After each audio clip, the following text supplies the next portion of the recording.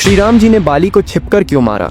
इसके पीछे का सबसे बड़ा कारण हनुमान जी ही थे। आखिर ऐसा क्या हुआ था कि श्री राम जी को बाली को छिपकर मारना पड़ा? और क्या श्री राम जी भी डरते थे कि अगर वो बाली के सामने गए तो बाली उनकी आधी शक्ति हर लेंगे और कहीं बाली उन्हें हरा न दे? और इस कहानी में हम ये भी जानेंगे कि क्या हुआ जब बाली ने हनुमान जी को युद्ध के लिए ललकारा। तो चलिए शुरू करते हैं आज की कहानी। कथा में आगे बढ़ने से पहले बाली के बारे में कुछ बातें आपको जान लेना चाहिए। कथाओं में ऐसा कहा गया है कि बाली इंद्र के धर्मपुत्र थे और इंद्रदेव से ही उन्हें एक अजेय माला मिली थी, जिसे पहनकर बाली की शक्तियां 1000 गुना बढ़ जाती थीं। इन शक्तियों से बाली ने बहुत सी लड़ाई लड़ी और सभी में उसको विजय हासिल हुई। इसके बाद बाली ने ब्रह्मा जी की तपस्या की, जिससे खुश होकर ब्रह्मा जी ने उन्हें वरदान दिया कि वो जिससे भी लड़ाई करेंगे तो उसके शत्रु की आधी शक्तियां बाली में आ जाएंगी। इस वरदान के बाद तो बाली ने राक्षसों को अपने सामने टिकने ही नहीं दिया और हजारों राक्षसों का उन्होंने वध किया। एक ओर जहां बाली अपने पराक्रम से अपनी शक्तियों का डंका बजा रहे थे, वहीं दूसरी ओर रावण भी उसी समय असीम शक्तियों का मालिक बन चुका था और तीनों लोकों में तबाही मचा रहा था। रावण का सामना उस समय कोई नहीं कर पा रहा था। रावण को अपनी शक्तियों पर बहुत घमंड था। उसको लगता था कि उसके सामने कोई नहीं टिक सकता। जब रावण को बाली के बारे में पता चला तो वो रावण अपनी शक्तियों के अहंकार में बाली से लड़ने किष्किंधा चला गया। पर रावण को ये नहीं पता था कि बाली के सामने जाने पर उसकी आधी शक्तियां बाली में समा जाएगी और रावण किष्किंधा में जाकर बाली को लड़ाई के लिए ललकारने लगा। रावण की ललकार सुनकर बाली बाहर आ गया, जिसके बाद रावण ने बाली को युद्ध के लिए चुनौती दी। बाली ने रावण की चुनौती स्वीकार कर ली और इसके बाद दोनों में भयंकर युद्ध शुरू हो गया। लेकिन बाली को मिले वरदान के कारण रावण की आधी शक्तियां बाली में समा गईं, जिससे बाली ने रावण को युद्ध में हरा दिया। इसके बाद बाली ने रावण को अपना बंदी बना लिया। रावण से जीतने के बाद बाली को अपनी शक्तियों पर बहुत ज्यादा घमंड हो गया था और अपनी ताकत दिखाने के लिए रोज रावण को अपनी बगल में लेकर घूमने जाने लगा। इसके बाद रावण ने बाली से माफी मांगी और दोनों के बीच मित्रता हो गई। लेकिन इसके बाद बाली का घमंड आसमान छूने लगा। एक दिन बाली अपनी शक्ति के घमंड में चूर जंगलों में घूम रहा था और पेड़ पत्थरों को उखाड़ उखाड़ कर फेंक रहा था। उसी जंगल में हनुमान जी श्री राम जी का जप कर रहे थे। जब बाली हनुमान जी के पास पहुंचे तो उन्होंने हनुमान जी से कहा कि क्या पूरे दिन राम नाम जपता है? राम नाम को छोड़कर अपने राजा बाली का जप करो। हनुमान जी ये सुनकर मंद मंद मुस्कुराए और वापस अपनी भक्ति में लीन हो गए। ये देखकर बाली को बहुत गुस्सा आया। बाली ने हनुमान जी से कहा कि मैं तुम्हारे राम से ज्यादा शक्तिशाली हूँ और कहा कि अगर तुम्हारे राम मेरे सामने आ जाए तो मैं उन्हें भी हरा सकता हूँ। जब तक बात खुद पर थी तब तक हनुमान जी ने कुछ नहीं कहा, लेकिन जब बात उनके प्रभु पर आई तो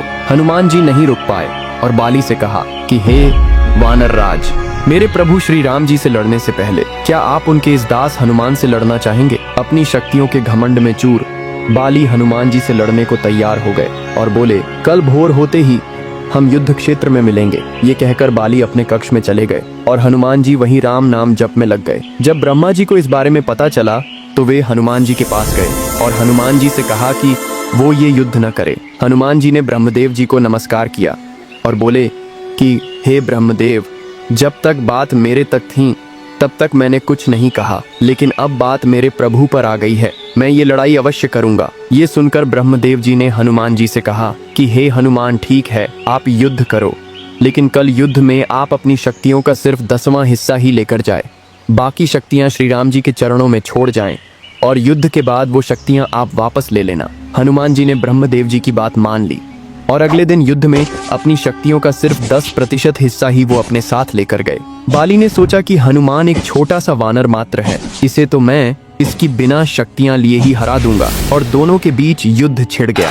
हनुमान जी जब लड़ाई में विजयी होने लगे तो बाली ने हनुमान जी की आधी शक्तियां लेने का आह्वान किया और जैसे ही हनुमान जी की शक्तियां बाली में जाने लगी तो बाली का शरीर धीरे धीरे विशालकाय होने लगा। बाली समझ नहीं पा रहा था कि ये क्या हो रहा है। बाली का शरीर फटने को हो रहा था। बाली को ऐसा लग रहा था मानो उसके शरीर के अंदर ज्वालामुखी फटने वाला हो और अभी तो बाली ने हनुमान जी की शक्तियां लेना बस शुरू ही किया था, जिसे वो झेल नहीं पा रहा था। बाली बेहोश होने ही वाला था कि तभी ब्रह्मदेव जी बाली के सामने आए और बोले कि बाली, अगर अपनी जान बचाना चाहते हो तो हनुमान जी की नजरों से बहुत दूर चले जाओ। ये सुनकर बाली वहां से भागने लगा। जैसे जैसे बाली हनुमान जी से दूर जा रहा था वैसे वैसे उसका शरीर ठीक होने लगा और जब वो हनुमान जी से बहुत दूर चला गया तो बाली ने ब्रह्मा जी से इसका कारण पूछा। ब्रह्मदेव जी ने बताया कि हनुमान जी की शक्तियां असीमित और अपार हैं। उन शक्तियों को सिर्फ हनुमान जी ही संभाल सकते हैं और मेरे कहने पर हनुमान जी इस युद्ध में अपनी शक्तियों का सिर्फ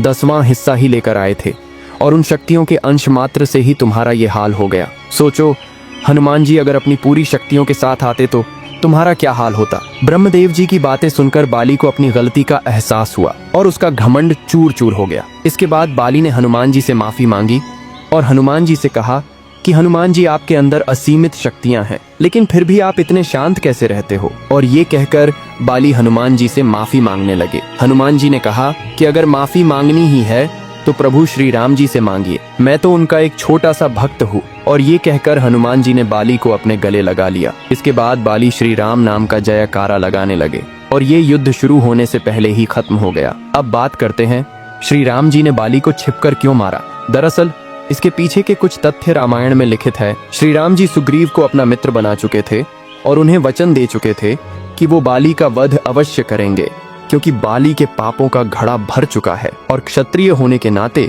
उनको ये आदेश था कि अगर कहीं भी कोई पाप करता है तो पापियों को दंड अवश्य दिया जाए। बाली ने सुग्रीव को अपने राज्य से निकालकर सुग्रीव की पत्नी रोमा पर जबरन अपना हक जमा लिया था, जिसकी सजा सिर्फ मृत्यु थी और क्षत्रिय होने के नाते वो दंड श्री राम जी कैसे भी दे सकते थे। हालांकि दंड देने से पहले श्री राम जी ने सुग्रीव को बाली के पास एक आखिरी मौका देने के लिए भेजा भी था, लेकिन उसे बाली ने ठुकरा दिया था। श्री राम जी के कुल में एक प्रथा ये भी कि जब कोई जानवर पागल हो जाता है और मरने मारने पर उतारू हो जाता है तो उसका शिकार करना अनिवार्य हो जाता है, और बाली भी वानर प्रजाति से था जो सुग्रीव को मारने जा रहा था। इसलिए श्री राम जी ने बाली का शिकार किया, और शिकार तो छुपकर ही किया जाता है। अब बात करते हैं आखिरी तथ्य की। अगर श्री राम जी बाली के सामने आ जाते तो बाली को मिले वरदान के अनुसार बाली श्री राम जी की शक्तियों को अपने अंदर लेने का प्रयास करते।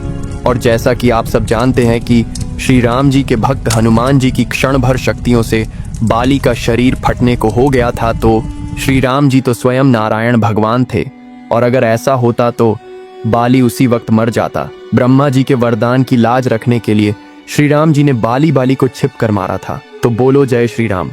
और अगर आज की कहानी आपको अच्छी लगी हो तो लाइक, सब्सक्राइब और कमेंट जरूर करें।